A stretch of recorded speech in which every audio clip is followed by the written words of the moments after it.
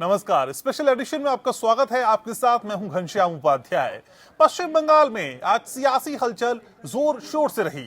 नेताजी सुभाष चंद्र बोस की जयंती पर पश्चिम बंगाल में कई कार्यक्रम आयोजित किए गए। इस मौके पर पीएम मोदी जहां केंद्र सरकार के पराक्रम दिवस के कार्यक्रम में शामिल हुए, तो वहीं मुख्यमंत्री ममता बनर्जी ने इस दिन को देश नायक दिवस के रूप में मनाया। पराक्रम दिवस कार्यक्रम को संबोधित करते हुए पीएम मोदी ने कहा कि आज के दिन नेताजी का जन्म ही नहीं हुआ, बल्कि भारत के नए आत्म गौरव का जन्म हुआ था। पीएम मोदी ने कहा कि आज से 125 साल पहले आज ही के दिन मां भारती की गोद में उस वीर सपूत ने जन्म लिया था, जिसने नए भारत के सपने को दिशा दी थी। पीएम मोदी से पहले मंच पर संबोधन करने पहुंची ममता बनर्जी नारेबाजी से नाराज हो गई। उन्होंने कहा कि किसी को कार्यक्रम में बुलाकर बेइज्जती करना शोभा नहीं देता।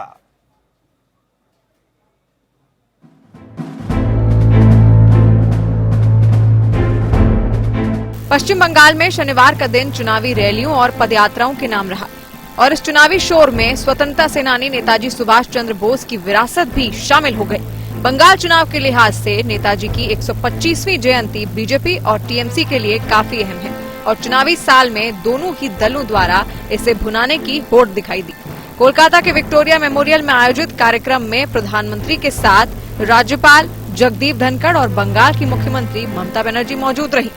वहीं प्रधानमंत्री नरेंद्र मोदी ने अपने संबोधन में नेताजी के देश के प्रति योगदान को याद किया।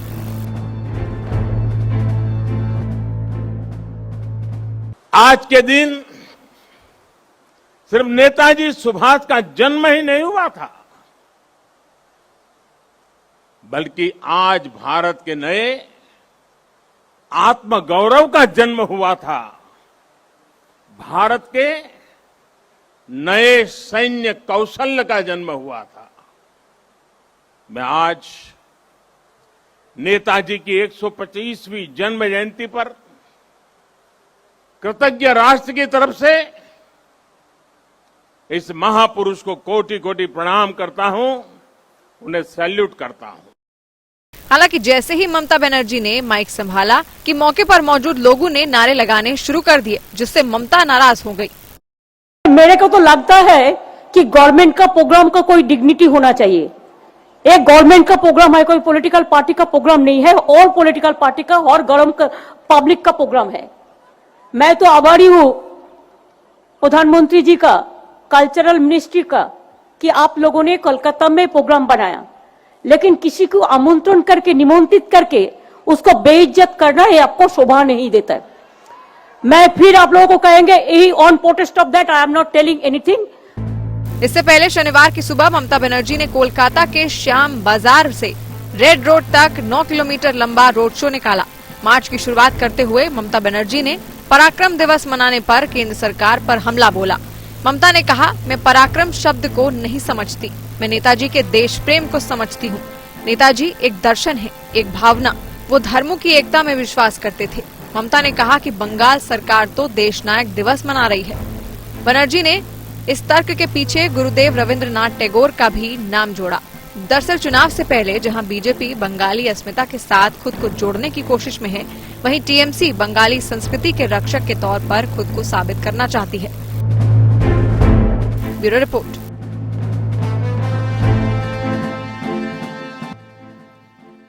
तो स्पेशल एडिशन में आज स्पेशली हम ये समझने की कोशिश करेंगे कि इन तमाम विभूतियों के नाम पे क्या सियासत हो रही है, और खासकर जब बात नेताजी की हो तो फिर कौन आगे बढ़त बनाता हुआ नजर आ रहा है, टीएमसी या फिर बीजेपी। मेरे साथ कुछ बेहद खास मेहमान जुड़ रहे हैं, परिचय मैं आपका करा दूं। मेरे साथ माधवी अग्रवाल जुड़ रही हैं, प्रवक्ता हैं भारतीय जनता पार्टी की। शोभित घोष मेरे साथ जुड़ रहे हैं, समर्थक हैं तृणमूल कांग्रेस से। और मेरे साथ मेजर मोहम्मद अली शाह जुड़ रहे हैं, सीपीएम के नेता हैं। दीपक रस्तोगी सीनियर जर्नलिस्ट है मेरे साथ। आप सभी का बहुत बहुत स्वागत। सबसे पहले माधवी जी, शुरुआत आपसे। ममता जी को नाराज कर दिया आज, तो आभार तो उन्होंने जताया, लेकिन खफा भी हो गई। वो किस बात पे नाराज नहीं होती है, ये सोचने वाली बात है। वो तो कभी भी नाराज हो जाती है। जय श्री राम के नारे सुनकर अगर कोई नाराज हो जाता है तो ये दुख की बात है। लेकिन उनका जो कार्यक्रम एग्रेशन नहीं है, था ना माधवी जी, पॉलिटिकल कार्यक्रम तो नहीं था उनका, political- कहना था अच्छा, ये गवर्नमेंट का बताइए, प्रोग्राम था, डिग्निटी मेंटेन जय करनी श्री चाहिए थी। जय श्री राम नारा कोई पॉलिटिकल नारा है? आप मुझे बताइए कौन सी पार्टी का नारा है? जय श्री राम, जय श्री राम। हम लोग आपस में मिलते हैं तो राम राम बोलते नहीं, हैं, आप जय जानती श्री हैं राम वो बोलते खफा हो जाती हैं, हैं और वो उससे। खफा हो जाते हैं। यही तो हमें समझ में नहीं आता कि जय श्री राम के नाम से कोई खफा कैसे हो सकता है, वो भी भारत में रहने वाला व्यक्ति। ये बड़ा विचित्र सा एक मतलब उनकी मनोदशा लगती है मुझे, समझ के बाहर है कि वो ऐसा क्यों करती हैं और अपना परिहास उड़ाती हैं। लेकिन बात ये है कि मनाया भी नहीं आप लोगों ने, ये मनाया भी नहीं, कुछ कहा भी नहीं, वो तो अपना विरोध जताया और फिर वो बैकआउट भी कर गई, लेकिन कुछ कहा ही नहीं आप लोगों ने, तवज्जो ही नहीं दी किसी तरीके की। वो बहुत जल्दी मुख्यमंत्री है नाराज मैडम। होती हैं, लेकिन आज का दिन जो था वो रूठने मनाने वाला नहीं था। वाकई में आज बहुत ही ऐतिहासिक दिन है और आज मुझे बहुत खुशी हो रही है कि पश्चिम बंगाल में आज इतना बड़ा दिन जो है एक ऐसे महान विभूति के लिए जिनको लोग मानते हैं, लेकिन उनके इतिहास को कहीं ना कहीं देश उस तरीके से याद नहीं कर रहा है जो योगदान उन्होंने अपना भारत की आजादी के लिए दिया था। एक इतना गौरवपूर्ण और इतना ऐतिहासिक उनका जीवन रहा। चुनाव भी बहुत कुछ आजादी याद के लिए। करवाता है क्या मैडम? चुनाव बहुत कुछ याद करवा देता है क्या? जी नहीं, चुनाव की चुनाव नजदीकियां, देखिए, क्या ये अगर सारी चुनाव विभूतियां याद आ जाती हैं? चुनाव तो 2021 में आए हैं, लेकिन मैं आपको बता दूं कि भारतीय जनता पार्टी की गवर्नमेंट आने के बाद 2014 में फरवरी में उच्च न्यायालय में ये बात उठाई गई कि जो उनसे मतलब जो नेताजी के जो भी दस्तावेज हैं, जो लापता उनके होने के दस्तावेज हैं, उनको सार्वजनिक किया जाए।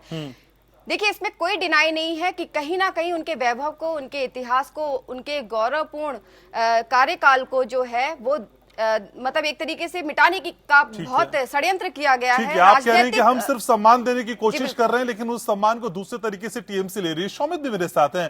शौमित, असल में आज ममता दी नाराज हो गई और अचानक से उन्होंने कहा ये अपमान हो गया। अपमान की वजह क्या जय श्री राम के नारे ही थे या फिर मन में कुछ और टीस थी?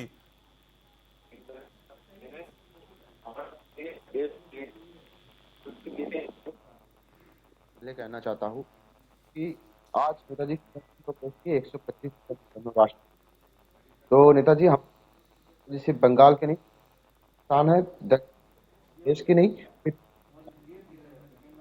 सवाल इस पे राम की नारा लग, प्रॉब्लम इस पे दिस इज अच्छा शौमित, कोई टेक्निकल इशू है? आपकी आवाज मुझ तक बेहतर तरीके से नहीं आ पा रही है, मैं आपके पास लौटूंगा। इस बीच हम मेजर मोहम्मद अली शाह के पास चले जाते हैं, सीपीएम के नेता हैं। मोहम्मद अली जी, असल में जो तस्वीर आज हमने देखी विक्टोरिया मेमोरियल पे, उस तस्वीर के बाद आप क्या कहेंगे? प्रधानमंत्री का मुख एक तरफ था, दूसरी तरफ मुंह मोड़े हुए मुख्यमंत्री थी, कोई बातचीत नहीं हुई, कोई स्कोप दिखाई देता है क्या लेफ्टिस्ट को? देखिए, बात ऐसी है, मैं एक बोलूंगा कि देखिए, जब जहाज डूब रहा होता है तो सारे चूहे जहाज में से कूद के उछल के बाहर आ जाते हैं और कहीं और कूदते हैं, और टीएमसी के बिल्कुल वही हो रहा है। टीएमसी के जितने नेता चूहा किसे कह रहे हैं आप? पहले ये भी क्लियर कर दीजिए, किसको चूहा कह रहे हैं आप? मैं कह रहा हूँ, मैं चूहा किसी को नहीं कह रहा हूँ। मैं कह रहा हूँ कि जब जहाज डूबे, एक उदाहरण दे रहा हूँ मैं आपको, मैं किसी को चूहा नहीं बोला, मैं बोला जब जहाज डूब रहा होता है, एक आपको एक एनालॉजी दी है, एक एग्जाम्पल दिया है मैंने आपको। जब जैसे जहाज जब डूबता है ना तो चूहे बाहर निकलता है, ठीक उसी तरीके से टीएमसी के जितने नेता हैं वो कूद के वो जा रहे हैं, बीएपी को ज्वाइन कर रहे हैं। अब हमें ताजुब बिल्कुल नहीं होएगा कि सीपीएम के वरिष्ठ नेता है डॉक्टर फवाद हलीम साहब, उन्होंने बोला है कि अगर ममता बनर्जी खुद बीजेपी ज्वाइन कर लेती है तो उनको भी ताजुब नहीं होगा इसके बारे में। अब देखिए, अब आप देखिए, अगर आप एनालाइज करें, ये टीएमसी के नेता ने तकरीबन एक हफ्ते पहले कहा था कि जो हाथरस में रेप केस हुआ था, सीता मैया के बारे में कहा था उन्होंने, किसी के आस्था, किसी के धर्म को चोट ना पहुंचाई जाए, ये साधन गलत बात है। ये अंडर सेक्शन 295 के तहत उनके ऊपर गिरफ्तारी का वारंट भी हो सकता है, बिना वारंट के गिरफ्तार किया जा सकता है। लेकिन देखिए, उन्होंने कहा था कि सीता मैया का अगर अपहरण रावण ने किया, अगर राम जी की सेना करती तो उनका वही नतीजा होता जो हाथरस के रेप केस में हुआ था। लेकिन गलत बात कही थी। अच्छा, आज ना वैसे मोहम्मद अली साहब, आज असल में हम नेताजी पे बात कर रहे हैं, नेताजी को लेके जो होड़ मची है उस पे बात कर रहे हैं। उस पे आपकी पार्टी का स्टैंड क्या है सर? आप कहां टिकते हैं ये बताइए पहले मुझको, बाकी बातें बाद में करेंगे। जरूर जरूर जी, देखिए, नेताजी की हम इज्जत करते हैं, वाकई में करते हैं, और पूरा देश इनकी इज्जत करता है। उनका कॉन्ट्रीब्यूशन इनवैल्यूएबल है। 1935 में वो इंडियन नेशनल कांग्रेस के प्रेसिडेंट नियुक्त किए गए थे। इसके बाद फिर 1945 में जब वो एयर क्रैश में जब वो मरे, हमारी आजादी से बिल्कुल 737 दिन पहले तो उसे साबित होता है कि नेताजी का कॉन्ट्रीब्यूशन था, इसमें कोई शक की बात नहीं है। उनका नेहरू के साथ उनकी बहुत दोस्ती भी थी। अब 1943 में जब नेहरू की मिसेज, जब कमला नेहरू की तबीयत खराब हुई थी, उनको ट्यूबरक्लोसिस हो गया था, तब नेताजी ही उनके साथ में गए थे परेड इनके इलाज के लिए। 1946 में वो प्रेमेचुरली उनका इंतकाल हो गया था, वो अलग बात है। इसके अलावा भी और 1960 और 61 में उनकी जो बेटी है ठीक अनिता है, जी, उनके योगदान को पूरा देश जानता है मोहम्मद अली। मैं असल में ये जानना चाह रहा हूं कि जो हक जताया जा रहा है टीएमसी की तरफ से अलग और बीजेपी की तरफ से अलग, आप भी हक जताने की कोशिश करेंगे या आप पीछे ही बैकफुट में समझ गए कि अभी कोई मतलब नहीं है आपका, आप सीन में ही नहीं है? मतलब तो है, देखिए मैं बताऊं क्यों। अभी लेफ्ट ने कांग्रेस से हाथ मिला दिया है, साथ में मिलकर एकजुट होकर इलेक्शन लड़ेंगे। अब जो टीएमसी जो है, जो अभी रूलिंग पार्टी है वेस्ट बंगाल में, उनके इलेक्शन अच्छे नजर नहीं आ रहे हैं, क्योंकि बीजेपी उनको मार देने वाली है। अब देखिए ओवैसी की पार्टी भी आ गई, तो मुस्लिम वोट हैं जो वहां पे जो 30% है वेस्ट बंगाल में, उससे 23% है जो कि बंगाली स्पीकिंग है। लेकिन अब वो बीजेपी की बी टीम गिराई जाती है ओवैसी की पार्टी। तो ममता बनर्जी के पास और कोई चारा नहीं है, जो हारने वाली है वहां पे। तो उनको बस आना ही पड़ेगा अपने घुटनों के बल कांग्रेस के पास और लेफ्ट के पास, और हम सोचेंगे कि उनके हाथ मिलाना है या नहीं, हम इसका निर्णय लेंगे बाद में। अच्छा। अब देखिए, अब आपने कहा कि हमारी कोई वजूद नहीं है, बिल्कुल है। और राजनीति में आप भी जानते हैं, कुछ कहा नहीं जा सकता, आखिर तक जो जीता वही सिकंदर। और दिखाई नहीं देते आप, माफ कीजिएगा, नहीं दिखाई देते आप। दिखना भी जरूरी है सर, दिखे भी तो आप खुद मुंह से कहते रहेंगे हम मारेंगे थोड़ी। सर दिखते, एक्शन मस्ट है सर, बिना एक्शन के काम नहीं चलेगा। आप रहिए मेरे साथ, आ रहा हूं मोहम्मद अली, आ रहा हूं मैं आपके पास। हमारे साथ दीपक रस्तोगी भी जुड़े हैं, सीनियर जर्नलिस्ट है। दीपक जी, आज की खींचतान की स्पेसिफिक बात करना चाहूंगा सर। आज जो कार्यक्रम में खींचतान हमने देखी, इसके राजनीतिक निहितार्थ क्या है सर? देखिए, आज सवेरे से जो वहाँ कलकत्ता में चल रहा है उस पर बात करनी चाहिए। सवेरे से ममता बनर्जी वहाँ एक्टिव हैं। श्याम बाजार 5 पॉइंट क्रॉसिंग, जहाँ नेताजी की बड़ी सी मूर्ति लगी है घुड़सवार रूप में जी, वहाँ से लेकर के रेड रोड तक 8 किलोमीटर उन्होंने जुलूस निकाला। वो जुलूस लगभग 5 किलोमीटर का था। और उसके बाद दोनों जगह उन्होंने जनसभाओं को संबोधित किया। दोनों जगह उन्होंने जो मुद्दे उठाए, 2-3 मुद्दे उठाए। उन्होंने योजना आयोग की बात कही कि वो नेताजी की सोच थी योजना आयोग गठित करना, जिसको मोदी सरकार ने भंग किया जी। दूसरी बात उन्होंने राजधानियों के रोटेशन वाली बात उठाई। ये दोनों जो मुद्दे हैं वो राजनीतिक रूप से बहुत प्रभावशाली मुद्दे उन्होंने अपनी समझ से उठाए, और जो जन समर्थन उनको दिखा उसका आउटकम दिखा विक्टोरिया मेमोरियल की जनसभा में। जब वहां जय श्री राम के नारे लोगों ने लगाए, नारेबाजी की, तो ममता बनर्जी ने रिएक्ट किया, ममता बनर्जी ने प्रतिक्रिया दिखाई। वो दरअसल वो प्रतिक्रिया दिखाकर वो अपने समर्थकों को संबोधित कर रही थी कि मैं कोई भी कार्यक्रम हो, किसी के सामने हो, मैं तन के खड़ी हूँ। ये ममता बनर्जी ने एक मैसेज वहां दिया है। ममता बनर्जी का जो रिएक्शन है, उस रिएक्शन को सिर्फ ऐसे नहीं देखना चाहिए कि वो स्पॉन्टेनियस रिएक्शन था। अगर वो भाजपा की योजना थी नारेबाजी करना, राजनीतिक शक्ल देना इस आयोजन को, तो वो ममता ने भी वहाँ एक मैसेज दिया है कि मैं यहाँ काउंटर करने के लिए मैं खड़ी हूँ, जो उनकी अपनी छवि रही है उस हिसाब से जी। लेकिन दीपक जी, क्या इस तरह के रिएक्शन से बचा जा सकता था? ममता बनर्जी क्या इससे बच सकती थी, या फिर ये डेलिबरेटली किया गया, जानबूझ के असल में किया गया, जैसा आप भी कह रहे कि एक मैसेज कन्वे करना था? देखिए, यहाँ में एक सूचना मुझे सवेरे मिली जी। प्रधानमंत्री के जो दौरे का कार्यक्रम था, वहाँ उन्हें 2 जगह जाना था, विक्टोरिया मेमोरियल और नेशनल लाइब्रेरी। रात में जब ममता बनर्जी के सारे कार्यक्रम आज घोषित हो गए थे, आज वाले, तो रात में फिर ये तय हुआ कि नहीं, वो नेताजी भवन भी जाएंगे। अब ये नेताजी भवन जब सिक्योरिटी वाले पहुंचे तो उन्होंने एक लिस्ट दी सुगत बोस को, जो नेताजी के भतीजे के खानदान के हैं और तृणमूल के सांसद भी रहे हैं। तो उस लिस्ट में सुगत बोस अड़ गए थे। ये सवेरे की जानकारी है कि नहीं, ये भाजपा के लीडर को मैं नहीं आने दूंगा, सिर्फ प्रधानमंत्री इज वेलकम। ठीक है। अब आप ये देखिए कि वो सारे भाजपा के नेता जो प्राइम मिनिस्टर के स्वागत के लिए वहाँ पहुंचे थे, वो बाहर ही खड़े रहे, अंदर सिर्फ प्राइम मिनिस्टर प्रधानमंत्री जी गए। अच्छा। बाहर में उन्होंने जय श्री राम का नारा लगाया। तो ये पहले से तय था कि जहाँ जहाँ प्रधानमंत्री जाएंगे, भले वो दौरा उनका सरकारी होगा, भाजपा वाले जय श्री राम का नारा लगाएंगे। वैसे भी ये आयोजन जो था वो तो पहले से चर्चा में था कि ये राजनीतिक एक मैसेज देने की कोशिश की जाएगी। नेताजी सुभाष चंद्र बोस के बहाने जो भाजपा का अपना राजनीतिक संदेश है भाजपा देने की कोशिश करेगी। उसमें ये जय श्री राम का जो नारा है वो राजनीतिक मैसेज देने की कोशिश की। अच्छा, लेकिन दीपक जी, किसी का भी रूठना कब तक वाजिब होता है कि जब तक उसे मनाया ना जाए। लेकिन आज हमने देखा ममता रूठी जरूर, उन्होंने अपने तेवर भी दिखाए, लेकिन पलट के उस पर किसी तरह का रिएक्शन ना प्रधानमंत्री की तरफ से था ना कहीं दूसरी तरफ से था। तो सर ये रूठना तो जाया हो गया आज। नहीं, वो उसके बाद वो कार्यक्रम के बाद ममता बनर्जी को प्रधानमंत्री ने कहा कि आप साथ चले। वो प्रोग्राम कार्यक्रम के बाद कहा, प्रधानमंत्री ने एक अपना जेस्चर दिखाया जो कि प्रधानमंत्री के ओहदे का व्यक्ति दिखाना चाहिए, उन्होंने दिखाया, बखूबी दिखाया। उन्होंने ममता बनर्जी को आमंत्रित किया कि आप आगे आगे चले, वो एक चीफ मिनिस्टर के साथ होता, तो वो तो सदाशयता दिखी है। ममता बनर्जी ने भी साथ दिया, साथ चली है, तो वो राजनीतिक सदाशयता दिखी है। राजनीतिक एजेंडा और राजनीतिक मैसेज अपनी जगह था दोनों का। ठीक है, दोनों का निजी जो संवैधानिक जो प्रोटोकॉल है वो अपनी जगह था। ठीक है सर, ठीक है। हमारे साथ शोमित जुड़ चुके हैं, शोमित घोष। तो शोमित, आज असल में जब खफा हुई ममता बनर्जी तो ये माना जाए जैसे कि सीनियर जर्नलिस्ट भी कह रहे हैं कि देखिए वो एक मैसेज देने की कोशिश की जा रही थी। आखिर किस बात की नाराजगी है जय श्री राम के नारे से? आखिर इतनी खफा क्यों जाती है इसको सुन के? किसी ने किसी बात से जय श्री राम अगर एक धर्मी नारा है, इससे कोई दिक्कत नहीं है।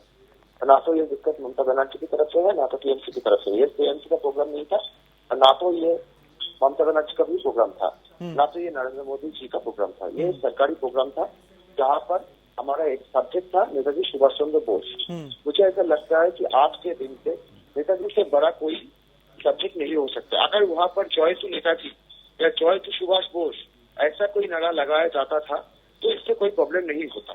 लेकिन क्या हुआ, हमने देखा कि वहाँ पर जाके कुछ लोगों ने जय श्री राम की नारा लगाने शुरू किया। देखिए, नारा कोई भी लगा सकते हैं। हम भी वहाँ पर जाके जय माँ दुर्गा की नारा लगा सकते थे। हम भी टीएमसी का वर्कर वहाँ पर जाके ममता बनर्जी जिंदाबाद का नारा लगा सकते थे। हम भी वहाँ पर जाके भगवान दुर्गा माँ के नाम पे, महाकाली के नाम पे नारा लगा सकते थे। अच्छा। लेकिन ये प्रोग्राम दुर्गा माँ आप ही की है, ऐसा आपको क्यों लगता है सर? दुर्गा माँ का नारा आप लगा सकते थे और उससे बीजेपी खफा हो जाती है, ऐसा क्यों लगता है सर? इसी थॉट को तो चेंज करना है। ये थॉट प्रोसेस ही गलत है असल में। नहीं, आप ही ने मुझसे कहा ना राम के बदले में हम दुर्गा माँ का नारा लगा सकते थे। सर क्यों बांटने में उतारू क्यों है आप? मेरे ये समझ में नहीं आ रहा, ये विभाजन क्यों करना चाहते हैं?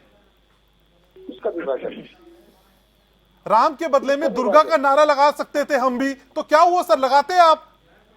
ये उसके बदले में आरोप सर, ये वार पे पलटवार थोड़ी है। राम के बदले में दुर्गा का नाम लेना वार पे पलटवार थोड़ी है सर। ये पॉलिटिकल स्कोरिंग छोड़ दीजिए भगवानों के नाम पे। Late me be very clear on this. क्यों लगाएंगे आप? पहले ये बताइए क्यों लगाएंगे?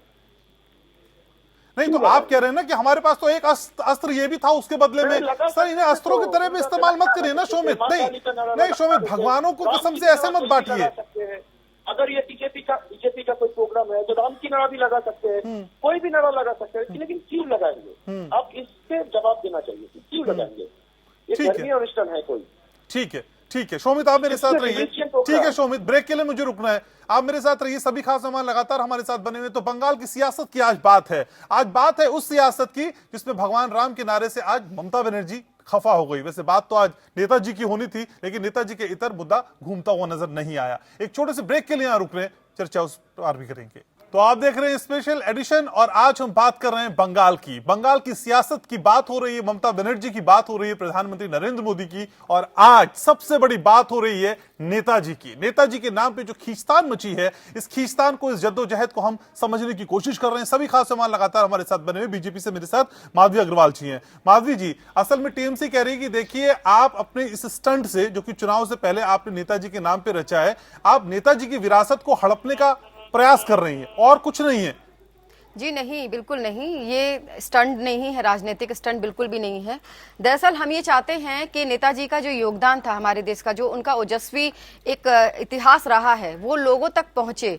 और बहुत दिन से ये कोशिश की जा रही थी कि उनके जन्म दिवस को जो है एक राष्ट्रीय दिवस के तौर पे घोषित किया जाए और के साथ साथ उनके द्वारा जो आजादी के लिए जो उन्होंने इतना मतलब इतनी लड़ाई लड़ी है और लोगों को मोटिवेट किया, उन्होंने हर वर्ग के लोगों को जो है अपनी लड़ाई में सम्मिलित किया। सबसे बढ़िया तो महिलाओं की ब्रिगेड थी उनके समय में, रानी झांसी जो उनकी थी वो सेना थी। तो ऐसे महान व्यक्ति जो बंगाल से हैं और जिनके इतिहास को हमारे युवाओं को जानना चाहिए, उनके जन्म दिवस को एक केवल छुट्टी के तौर पे नहीं मनाना चाहिए, उनके जन्म दिवस के साथ में हमारे गौरवपूर्ण इतिहास को जो है वो लोगों तक पहुंचाने की जो एक सोच है, इस वजह से शायद हम लोगों ने, यही सबसे बड़ी सोच थी जिसकी वजह से हम लोगों ने आज एक दिवस के तौर पे ये शुरुआत की है। लेकिन इसको बिल्कुल भी मुझे लगता है कि इसको राजनीतिक रूप देने का जो प्रयास किया जा रहा है कि अच्छा, तो पराक्रम दिवस और देश नायक दिवस के बीच में अंतर बता दीजिए मैडम, क्यों दिक्कत थी आपको उस नाम से जो टीएमसी चाह रही थी? पराक्रम दिवस के जैसे हमने घोषणा की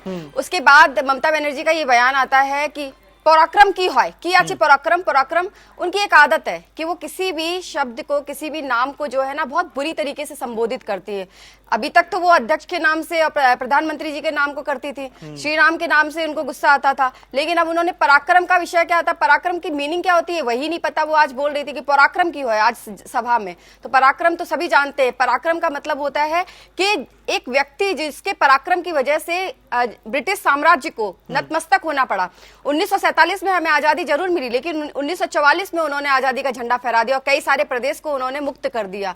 इतनी बड़ी जनसंख्या जो उनके साथ पूरे भारत की थी और जिसकी वजह से लोगों में जो उस समय राजनीतिक लोग थे, राजनीतिक परिवार थे, जिनको उनके वर्चस्व से भय था, डर था कि कहीं उनके नाम के आगे ये लोग धूमिल ना हो जाएं, बिल्कुल खत्म ना हो जाएं, वो एक इतिहास, इतना गौरवपूर्ण इतिहास। उनका कहना है कि देखिए इस नाम से देश के नायक होने का एहसास नहीं होता है, देश के नायक थे नेताजी, वो एहसास भी होना चाहिए ना शब्द से। टीएमसी कह रही है कि वो फील नहीं होता है। देश के नायक हैं नेताजी, तभी तो उन्हें नाम दिया गया नेताजी। आज उन्हें सबसे ज्यादा जो नाम से संबोधित किया जाता है वो नेताजी है। लेकिन पराक्रम दिवस का कारण ये है कि उनके पराक्रम, उनके शौर्य, उनके ओजस्वी इतिहास को जो है वो भारतीय जनता पार्टी युवाओं के सामने, आज हमारे देश में युवाओं को ये हमारे गौरवपूर्ण इतिहास को जानने की आवश्यकता है कि कितनी मुश्किल से हम लोगों ने आजादी प्राप्त की है। और एक ऐसा व्यक्ति जो पूरे साम्राज्य के सामने, ब्रिटिश साम्राज्य के सामने अडिग होकर एकदम खड़ा रहा और जिसने अपनी नीति और अपनी तरीकों से आजादी को पाने की चेष्टा की और लोगों में जो तुम मुझे खून दो मैं तुम्हें आजादी दूंगा जैसा नारा लगा के, इतना ऊर्जावान नारा कि हर वर्ग के लोग उनके साथ सम्मिलित हो गए, हर देश के आदमी उनके साथ सम्मिलित हो गए। ऐसा इतिहास, ऐसा महत्वपूर्ण व्यक्ति जिनके इतिहास को केवल भारत ही नहीं दूसरे देशों में भी गाया जाता है, लेकिन हमारे बंगाल के अंदर में ये राजनीतिकरण किया। शोमित भी हमारे साथ हैं। शोमित, पराक्रम दिवस में क्या प्रॉब्लम है दोस्त? पराक्रम दिवस अगर इस दिन को कह दिया जाए तो फिर क्या दिक्कत दिखाई देती है? कौन सा भाव है जो आपको समझ नहीं आ रहा? पराक्रम का मतलब भी नहीं पता क्या? नहीं, किसने कहा कि पराक्रम की मतलब नहीं समझता? पराक्रम साथ में सिर्फ उनका विक्रम और उतना साहस नहीं दिखाया जाता है। देश प्रेम शब्दों में और देश नायक शब्दों में उनकी पूरी जिंदगी भर भारतवर्ष के लिए वो जितने भी, वही तो हम भी कह रहे हैं, वही हम भी कह रहे हैं, देश के तो नायक हैं वो। इंटरप्ट नहीं किया, एक बार भी इंटरप्ट नहीं किया, ठीक है? मैं आपकी बात करने के समय एक बार भी इंटरप्ट नहीं किया। और माधवी जी को मैं यही कहना चाहूंगा कि आपने कहा है कि प्रधानमंत्री या केंद्रीय सरकार नेताजी के बारे में सब कुछ जनता को दिखाना चाहते हैं, यंग जनरेशन को दिखाना चाहता है। Very good point.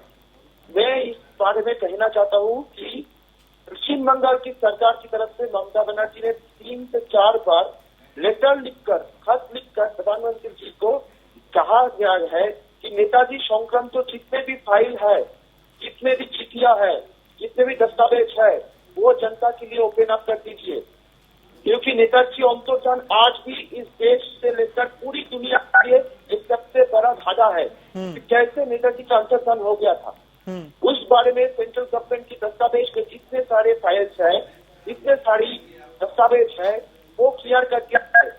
इसके बारे में 3 से 4 लेटर लिख चुके हैं हमारी मुख्यमंत्री जी, लेकिन आज तक सेंट्रल गवर्नमेंट की तरफ से ऐसा कोई भी लेटर, कोई भी फाइल आज तक ओपन नहीं हुआ। क्यों नहीं हुआ है, ये पहला सवाल है। दूसरा बात यह है कि पराक्रम और देश प्रेम के बारे में जो सवाल आपने पूछा है, देश प्रेम मतलब कश्मीर से कन्याकुमारी तक, कश्मीर से कन्याकुमारी तक माधवी जी ने सही कहा है कि 1943 में भी, 1944 में भी अंडमान निकोबार द्वीपपुंज में खड़ा होकर उसने फ्लोट प्लेयर पर भारत की तिरंगा को उठाया। शोमित, तो भारत सुमित, आपकी सारी बात ठीक हो सकती है, लेकिन देखिए, मुझे ये मैं- समझाइए, माधवी जी आ रहा हूं, आप मुझे ये समझाइए, नेताजी के प्रति आपका प्यार ज्यादा है, ये तभी कैसे प्रूफ होगा जब आप बीजेपी को नीचे दिखा देंगे? सर, बिना उनको नीचे दिखाए भी तो नेताजी को लेकर आपका प्यार दिखाई दे सकता है ना, बिना किसी को झुकाए क्या ऊंचे नहीं हो सकते आप? यहाँ पर I am not asking BJP, I am asking to the central government. First let me be very clarified on the central government on BJP. यही तो बात है कि आपने कहा कि जय श्री राम की नारा क्यों लगा है, ममता बनर्जी तो नाराज हो गए. नहीं सुन रहा था अभी पहले से, लेकिन this is the central government programme. पहले तो सरकार और पार्टी इन दोनों में फर्क होना चाहिए, ये समझना बहुत जरूरी है. हमारे क्या जय श्री राम पॉलिटिकल नारा है? पॉलिटिक्स में अरे सौमिक जी, पूरी दुनिया में पूरे हमारे भारतवर्ष के अंदर में हर आदमी एक दूसरे को राम राम कहता है, जय श्री राम बोलता है. ये पॉलिटिकल नारा कब से हो गया? नहीं, आप मुझे बताइए, आपने भी दुर्गा माँ को बोला कि हम लोग दुर्गा माँ का नारा लगा सकते थे, तो क्या आप भगवान को बांटने का प्रयास कर रहे हैं कि राम जी भाजपा के हैं, दुर्गा माँ टीएमसी के हैं? ये ऐसे थोड़ी होता है. बिल्कुल, जो बात आप कह रहे हैं उसको मान, जो बात आप कह रहे हैं उसको आप, ठीक है, जो आप बात कह रहे हैं उसको आप लोग लागू क्यों नहीं करते अपने ऊपर? अरे जो बात आप कह रहे हैं वो लागू कीजिए ना. ठीक है शोभित, ठीक है, आपकी बात क्लियर. नहीं, मेरा सिर्फ एक सवाल है, मेरा सिर्फ एक सवाल है सौमिक जी से. शोभित जी, एक एक करके, शोभित जी एक एक करके, एक जवाब दीजिए. जय श्री ना. राम में क्या समस्या है मुझे बताइए? जय श्री राम में क्या समस्या? हमारे देश के आराध्य देव है ना जय श्री राम, राम जी. तो राम का नाम सुन के ममता बनर्जी बौखला हो जाती है, गाड़ी से उतर के लोगों को पकड़ना शुरू कर देती है, उनके ऊपर में केस करने के लिए चिल्लाती है कि ये सब आतंकवादी हैं, ये सब बाहर के बदमाश लोग हैं. भारतीय जनता पार्टी का मेंबर्स को आपकी प्रोग्राम में जॉय टू नेताजी कहने में क्या दिक्कत था, ये बता दीजिए आप. अरे ये कार्यक्रम ही हम लोगों ने नेताजी के लिए किया. आप लोगों ने इतने सालों से नायक दिवस क्यों नहीं मनाया? आप ही बताइए. आज ही आप लोगों को याद आई? हमने तो पहले से घोषणा कर दी थी कि पराक्रम दिवस हम आज मनाएंगे. ठीक है, हमने तो पहले से घोषणा कर दी थी, लेकिन जननायक दिवस जो है आप लोगों ने आज क्यों शुरू किया? कोई भी कह सकता है. आज एक एक चुनाव के पहले क्यों शुरू किया? ठीक है शोभित, ठीक है, आपकी बात समझ आ गई. ठीक है, मोहम्मद अली शाह भी हमारे साथ है और मेहमानों को भी जोड़ते हैं. मोहम्मद अली साहब, असल में इस पूरी जद्दोजहद में आप खुद को कहां पाते हैं सर? सीपीएम कहां पे खड़ी दिखाई देती है? क्योंकि बंगाल में तो लगता है बस दो ही लोगों के बीच में जंग होनी है, एक तरफ बीजेपी और दूसरी जगह टीएमसी. आप लोग कहां रह जाते हैं सर? देखिए, आपका बहुत ही अच्छा सवाल है, लेकिन आप सब दुनिया जानती है कि ममता बनर्जी के आने से पहले सीपीएम वहां पे तकरीबन 35 साल. पुरानी बात हो गई साहब, पुरानी बातें हो गई, बहुत जल्दी लोग भूल जाते हैं. पुरानी बातें हो गई, नई बातें बताइए, नई बातें. मान ली जायज बात है आपकी, पुरानी बातें भूल जाओ. ममता बनर्जी ने, ये वही ममता बनर्जी है, उन्होंने कांग्रेस का सहारा लिया वहां पे सत्ता में आने के लिए. उसके बाद कांग्रेस को ही दूर फेंका वहां से. ठीक है, आप वहां पे अभी ममता बनर्जी स्ट्रगल कर रही है बीजेपी से लड़ने के लिए, और बीजेपी कोई भी ऐसा पत्थर नहीं छोड़ रही जिससे बीजेपी को फायदा रहा है. अभी अमित शाह जी वहां पे गए थे, जेपी नड्डा जी वहां पे गए थे. अब जेपी नड्डा जी के हमला हुआ था, उससे जाहिर होता है कि बीजेपी वहां पे पॉपुलर नहीं है. पहली बात तो ये है. अब 294 सीट में से देखिए तकरीबन 120 सीट तो मुसलमान वोट पे जाएगी. इसके अलावा सीपीआईएम, आपका सवाल है कहाँ नजर आती है? सीपीआईएम जो है खामोशी से अपना काम कर रही है. कांग्रेस ने ऑलरेडी हाथ मिला लिया हमारे से. उसके अलावा ये है कि ममता बनर्जी के पास और कोई चारा भी नहीं है, वो फंसने वाली है, और कोई चारा भी नहीं है कि बजाय वो अपने घुटनों के बल आके और यहाँ पे हाथ मिलाए. लेकिन उसके बाद में आप सिर्फ मुस्लिम वोटों के बूते ये क्यों सोच रहे हैं कि आप पूरी चुनावी जंग जीत जाएंगे, और उसकी भी कोई गारंटी नहीं है. पीरजादा जैसे लोग भी अब चुनाव मैदान में है सर, ओवैसी भी मैदान में है. आप कहां खुद को पाते हैं? खुद को हम ये वक्त बताएगा और ये देख रहे हैं, क्योंकि सीपीएम जो है खामोशी से अपना नहीं दिखाई. खामोशी कहां की सर? चुनाव सर पे है, चुनाव सर पे आप दिखते ही नहीं है. आप एक्शन में नहीं है, मार्केट में नहीं है सर. आपको आना पड़ेगा ना, पहले लाइमलाइट में आना पड़ेगा. क्योंकि देखिए, हम बाकी पार्टी के किसी और के स्टेट से वहां के डेप्टी चीफ मिनिस्टर को लेके आए वहां पे लड़ने के लिए. बाकियों के सपोर्ट में एक्सटर्नल एजेंसी से हम सेल्फ सफिशिएंट है, और यहाँ की जनता अच्छे से जानती है सीपीआईएम के बारे में. लोग कुछ भी सोचे, लेकिन एक ताजुब होगा, सरप्राइज मिलने वाला है लोगों को. और सरप्राइज हमेशा अच्छा ही होता है। आप देखिए, ये देख रही है सरप्राइज कैसा मिलता है उनको। ठीक है, ठीक है, आप रहिए मेरे साथ। सीनियर जर्नलिस्ट दीपक रस्तोगी जी हैं। दीपक जी, असल में नेताजी की विरासत पर ये जंग आप कैसे देखते हैं सर? इस खींचतान में, इस होड़ में कौन आगे जाता हुआ दिखाई देता है, या सब बेकार की कोशिश कर रहे हैं? देखिए, पश्चिम बंगाल में नेताजी सुभाष चंद्र बोस को लेकर के जो भावनाएं हैं, उनकी जयंती पर जो है हर साल आयोजन होते रहे हैं, राजनीतिक और गैर राजनीतिक आयोजन। पहली बार ऐसा हुआ है कि उसमें राजनीतिक रंग का छौंका दिख रहा है ना। वो राजनीतिक रंग का छौंका भाजपा ने शुरू किया पराक्रम दिवस का ऐलान करके, जिसके जवाब में ममता बनर्जी ने देश नायक शब्द का इस्तेमाल किया। अब दोनों में ये होड़ लगी है कि हम किस तरह से नेताजी की विरासत को जो है अपना बताएं। लेकिन यहाँ देखने वाली बात ये होगी कि वे पश्चिम बंगाल की पब्लिक जो है वो नेताजी को एक दूसरे रूप में देखती है। नेताजी को राजनीतिक आइकन के रूप में नहीं देखती है।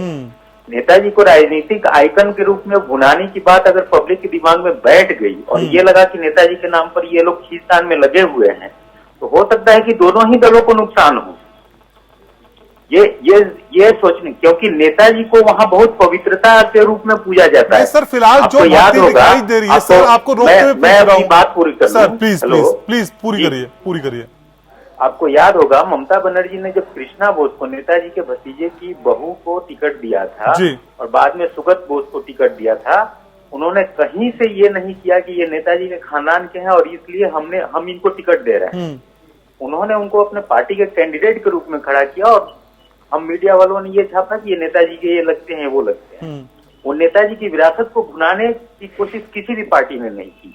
और ये नेताजी को भुनाने की कोशिश जो है, ये हो सकता है कि दोनों ही पार्टियों के लिए नुकसानदायक साबित। नहीं सर, तो मैं यही समझना चाह रहा हूँ, फिलहाल जो कोशिशें होती हुई नजर आ रही हैं, इसको देख के आपका एनालिसिस क्या है, विश्लेषण क्या है सर? क्या वाकई राजनीति के लिए भुनाने की कोशिश की जा रही है?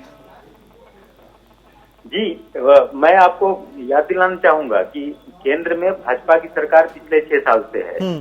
इन लोगों ने नेताजी को लेकर के बहुत कुछ करने की कोशिश की, फिर ठहर गए थे जी। और ये पहली बार है कि प्रधानमंत्री जी का वहाँ कार्यक्रम आयोजित किया गया है बंगाल के चुनाव वर्ष में। ठीक है।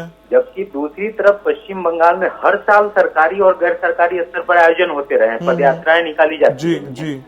नेताजी को की जयंती को आजादी, स्वाधीनता दिवस और गणतंत्र दिवस के बराबर मापक के हिसाब से मनाया जाता है वहाँ बंगाल में। और वहाँ पब्लिक खुद पार्टिसिपेट करती है, वहाँ सरकारी हुक्म नहीं आता।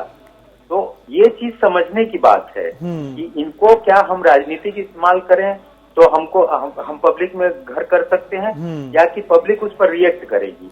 ये एनालिसिस इनको करना चाहिए राजनीतिक दलों। ठीक है सर, आप रहिए मेरे साथ, सभी खास सामान बने हुए हैं। फिलहाल एक छोटे से ब्रेक के लिए स्पेशल एडिशन में हम रुक रहे हैं। ब्रेक के बाद लौटेंगे तो चर्चा को आगे यहीं से बढ़ाएंगे और समझने की कोशिश पड़ेंगे बंगाल में सियासी बयार बह किस तरफ रही है। तो स्पेशल एडिशन में आज बात हो रही है बंगाल की, उसकी सियासत की, ममता बनर्जी की, और आज बात खास तौर पे हो रही है नेताजी की। सभी खास मेहमान लगातार हमारे साथ बने हुए। मेरे साथ बीजेपी से माधवी अग्रवाल हैं। माधवी जी, असल में जो कुछ हमने देखा आज के तौर पे, और आज प्रधानमंत्री ने एक स्टेटमेंट में कहा कि आत्मनिर्भर भारत का सपना आत्मशक्ति से ही पूरा होगा, तो वो आत्मशक्ति के लिए पश्चिम बंगाल में नेताजी की जयंती को मनाने के अलावा और क्या कुछ करने जा रहे हैं आप? देखिए, शुरू से जब से कोविड-19 को फेस किया भारत ने, तब से हम लोगों का प्रधानमंत्री जी ने शुरू से मोटिवेट किया कि जो हम लोग अपने देश के अंदर जो हमारी शक्ति है, आत्मनिर्भर बनने की कोशिश करें, ज्यादा से ज्यादा अपने देश में जो है मतलब जो हमारी मैन्युफैक्चरिंग है उसको बढ़ावा मिले, ताकि हमारा देश जो है और सशक्त हो सके, सभी लोग आत्मनिर्भर हो सके, ज्यादा हम दूसरे देशों पे डिपेंड ना हो। क्योंकि जो स्थिति बनी थी उसमें हम लोगों को एक बार, क्योंकि सारा बाहर से आना जाना सब बंद हो चुका था, तो एक तरीके से आयात निर्यात बंद होने की वजह से जो हमारे अंदर इतनी हमारे जो छोटे मोटे व्यापार हैं उन सब को प्रमोट करने के लिए जो हम लोग कोशिश कर रहे हैं, उसके लिए उन्होंने कहा, और ये शुरू से वो नारा लगा रहे हैं जब से कोविड को हम लोगों ने फेस किया, कि अपने भारत के अंदर में वो शक्ति है जिसकी वजह से हम लोग वो सारी चीजें जो बाहर से हम लोग आयात करते हैं, वो सारी चीजें हमारे भारत के अंदर उपस्थित है, बस उन्हें जरूरत है कि हम उसको बृहद रूप दे सके, उसको और ज्यादा उसका सशक्तिकरण कर सके। तो ये कोशिश जो है, शायद क्योंकि आज एक ऐसा दिन है जो खुद एक ऐसे महान विभूति का जीवन आदर्श हमारे सामने है जिन्होंने अपनी शक्ति को और देश के उस समय जिस समय ब्रिटिश साम्राज्य हमारे ऊपर हावी था और लोग बहुत ज्यादा परेशानी और तकलीफों से मनोबल टूटा हुआ था, ऐसे में उन्होंने भी जो उद्घोषणा की कि हमें सबको एक होकर तुम हमें खून दो, मैं तुम्हें आजादी दूंगा, जैसा उद्घोष कर एक ऊर्जा पहुंचाने की लोगों में जो कोशिश की, एक तरीके से वो जो एक दिन उनकी इतनी महान विभूति का जो जन्म दिवस है, उनके आज के दिन को हम उसी चीज को वापस से दोहराने का प्रयास कर रहे हैं कि हमारे भारत के अंदर वो शक्ति है कि हम आत्मनिर्भर हो सके। हमारे भारत को सशक्तिकरण करने के लिए हमें अपने आप को मजबूत करना होगा और ये आज से बेहतर दिन नहीं हो सकता था कि हम उस उद्घोषणा के साथ में हम आह्वान करें लोगों का कि वापस से हमें अपने आत्मविश्वास को जगाना है, हमें आत्मनिर्भर बनना है। और ये कोशिश, जो प्रयास है, ये लगातार कुछ महीनों से हम लोग कोशिश कर रहे हैं। जो वोकल फॉर लोकल जो हम लोगों ने मुहिम भी चलाई है, तो इससे क्या होगा कि अगर हमारे देश का जो छोटा व्यापारी है वो मजबूत होगा तो निश्चित रूप से हमारा देश मजबूत हो जाएगा। ठीक है, तो शोभित, बीजेपी के पास तो आत्मनिर्भर बनने के कई गुर हैं, कई प्रयोग हैं, इसके बदले में टीएमसी क्या करेगी? सिर्फ विरोध करेगी और विरोध करने के लिए विरोध किया जाएगा। इसके अलावा कोई ब्लूप्रिंट तैयार है क्या पश्चिम बंगाल के लिए? नहीं, पश्चिम बंगाल में तो आत्मनिर्भर पश्चिम बंगाल का जीडीपी हाईएस्ट है। अगर आप जीडीपी देखेंगे, जीडीपी का ग्रोथ रेट देखेंगे, पूरे देश जरूरत नहीं है, मतलब आत्मनिर्भर बनने की जरूरत नहीं है पश्चिम बंगाल को। जीडीपी अगर पूरी देश में जो जीडीपी है उससे पश्चिम बंगाल का जीडीपी बहुत हाई है। पर ये मैं अपना डेटा नहीं दे रहा हूँ, ये गवर्नमेंट का फाइनेंस मिनिस्टर की डेटा दे रहा हूँ। ठीक है, एमएसएमई में स्मॉल स्केल इंडस्ट्री में पश्चिम बंगाल पूरे देश में 1 नंबर 1 है, स्मॉल स्केल एमएसएमई। ठीक है, ये भी डेटा मैं अपना डेटा नहीं दे रहा हूँ, ये सेंट्रल गवर्नमेंट का इंफ्रास्ट्रक्चर मिनिस्ट्री का। तो फिर केंद्र से समय समय पे फंड क्यों मांगते रहते हैं जब इतने स्टेबल आप अपने पे हैं? क्यों नहीं देंगे? अब सवाल पूछ रहे हैं तो आपको जानना चाहिए। बताइए ना मुझको। हाँ, तो मैं बोल रहा हूँ, तो बताइए का मतलब क्या होता है? जीएसटी का मतलब क्या होता है? मुझे बोलने दीजिए। माधुरी जी बहुत समय से बोल रहे थे, मैं सुन रहा था। बोलिए बोलिए, आप बोलिए सर, आप ही को बोलना है, बोलिए। ठीक है, तो जीएसटी इस हमारी स्टेट से जितने भी लोग हैं उनसे जीएसटी काट के ले जा रहा है। 3000 करोड़ से ज्यादा रुपए ये जीएसटी का पैसा, हमारा पैसा नहीं, इस स्टेट का जो आम नागरिक है उन लोगों का पैसा है। आप कह रहे हैं कि आप सेंट्रल गवर्नमेंट से पैसा मांग रहे हो, फर्स्ट सेंट्रल गवर्नमेंट से फंड, ये हमारा हक का पैसा है भाई, ये हमारे स्टेट की जनता का पैसा है, ये पैसा तो हमें मिलना चाहिए। अब क्लियरली बताइए ना, ये पैसा जीएसटी का रिटर्न का पैसा, फंड का पैसा तो नहीं मिलता है। फंड की बात तो छोड़ दीजिए, जीएसटी रिटर्न मतलब अगर हमें, मुझे पता नहीं, अगर माधवी जी कोलकाता से है तो माधवी जी का जो खरीदते हैं, कुछ भी खरीदते हैं, उससे जीएसटी काटते हैं। ठीक है, वो जीएसटी का पैसा बनता है सेंट्रल गवर्नमेंट के पास। उस पैसा तो हमें आना चाहिए स्टेट गवर्नमेंट के पास, ये तो सेंट्रल गवर्नमेंट का रूल है, जीएसटी कमीशन का रूल है। हम तो अपने हक का पैसा मांग रहे हैं, हम तो कोई ठीक नहीं मांग रहे हैं ना। तो आप कह रहे हैं कि फंड मांगते हो सेंट्रल गवर्नमेंट से, फंड क्यों मांगेंगे आप? जीएसटी रिटर्न का पैसा फंड ठीक होता है क्या? ये पहला सवाल है। तो पश्चिम बंगाल आपकी तमाम बातें से कन्विंस है क्या शोभित? जितनी भी बातें आप समझा रहे हैं पश्चिम बंगाल को, वो सारी कन्विंस है क्या आपकी बातों से? तो आप तो देखिए, लाखों लोग शामिल थे, लाखों लोग शामिल थे कलकत्ता में, और वहाँ पर कोई जय राम, जय माँ दुर्गा, जय माँ काली, अल्लाह अकबर, कोई भी नारा नहीं था, एक ही नारा था, जय तू सुभाष, जय हिंद, जय बांग्ला, ये नारा था। नॉट इवन ममता बनर्जी जिंदाबाद, वहाँ पर एक ही नारा, जय तू सुभाष, जय जय बांग्ला, जय हिंद। ये मुझे समझ में नहीं आता है। वहाँ नरेंद्र मोदी जी के नारे नहीं लगे थे, वहाँ और किसी के नारे नहीं लगे थे। जय श्री राम बोलना क्या खराब है क्या? आप मुझे बताइए, जय श्री राम से टीएमसी को तकलीफ क्यों है? और दूसरी बात मैं जवाब दूंगी, जो जीडीपी की बात कर रहे हैं पश्चिम बंगाल की, तो मैं बता दूं कि पूरे भारत के अंदर में इतिहास बनना चाहिए। हिंदू महासभा के साथ नेताजी सुभाष चंद्र बोस का क्या रिलेशन था? जो हिंदू महासभा श्यामा प्रसाद मुखर्जी का था, उस श्यामा प्रसाद मुखर्जी के साथ नेताजी सुभाष चंद्र बोस का क्या रिश्ता था? देशबंधु चित्तरंजन दास के साथ नेताजी सुभाष चंद्र बोस का जो रिश्ता था, और देशबंधु चित्तरंजन दास, नेताजी सुभाष चंद्र बोस, इन लोगों के साथ श्यामा प्रसाद का जो विरोध था। अच्छा शोभित, इतनी सारी बातें आपको पता है और अब जान रहे हैं सब आप ही के फेवर में, तो घबरा क्यों जाते हैं सर? बीजेपी से, केंद्र सरकार से, मोदी जी से, जय श्री राम के नारे से घबरा क्यों जाते हैं? एंग्जाइटी क्यों होने लगती है अचानक से? हम घबराते थे, अगर मोदी जी से हम घबराते थे, हमारा पीएम घबराते थे, तो आपके प्रोग्राम पे नहीं जाते थे। मैं फिर से यही कह रहा हूँ, आई am not talking about the political person Narendra Modi, prime minister Narendra Modi ने आज के प्रोग्राम को इनवाइट किए थे, गवर्नमेंट ऑफ इंडिया ने इनवाइट किया था, और गवर्नमेंट कोई पार्टी का नहीं होता है, वो सरकार of the people, of the people, by the people होता है। ये एक सरकारी अनुष्ठान था और उसका डेकोरम होना चाहिए। This is you have to be very clear कि सरकारी अनुष्ठान का, सरकारी प्रोग्राम का डेकोरम होना चाहिए। वहां पर अगर ये सुभाष चंद्र बोस के ऊपर प्रोग्राम था, वहां पर कोई जय हिंद का नारा लगा था, कोई वंदे मातरम का नारा लगा था, कोई जय तू सुभाष बोलता, कोई दिक्कत नहीं होता है, कोई दिक्कत नहीं होता है। ठीक है, माधवी जी आप इंटरव्यू करिए, फिर मैं आगे बढ़ रहा हूँ। ठीक है, एक छोटा रिएक्शन। हाँ, इन्होंने दो बातें की। सौम्य जी बहुत लंबा सुना ना सर, अब आगे बोलने दीजिए। मैं सिर्फ ये पूछना चाहती हूँ इनसे, जीडीपी की बात कर रहे हैं तो पूरे भारतवर्ष में सबसे ज्यादा इलेक्ट्रिसिटी चार्ज जो है वो पश्चिम बंगाल के अंदर में है। अगर आप लोग इतने ही स्टेब्लिश्ड हैं तो लोगों को राहत क्यों नहीं देते हैं? आपके प्रतिदिन जो है, मैं स्टेट लेवल की ही बात कर रही हूँ, प्रतिदिन आप लोग यूनिट चार्ज जो लोगों के ऊपर बढ़ा के उनको प्रेशर दे रहे हैं, सबसे ज्यादा इलेक्ट्रिसिटी का चार्ज आप लोग लेते हैं, जबकि आप लोगों को पता है कि कोयले का आवंटन जो है वो फ्री कर दिया गया स्टेट में, उसके बावजूद आप लोगों के चार्जेस कम नहीं हुए। और आप लोग जनता को क्या राहत दे रहे हैं? कितने आप लोगों ने चिकित्सा जो है वो ठीक की है, या स्कूल की स्थिति यहाँ पे सही हुई है? कुछ भी सही नहीं हुआ है।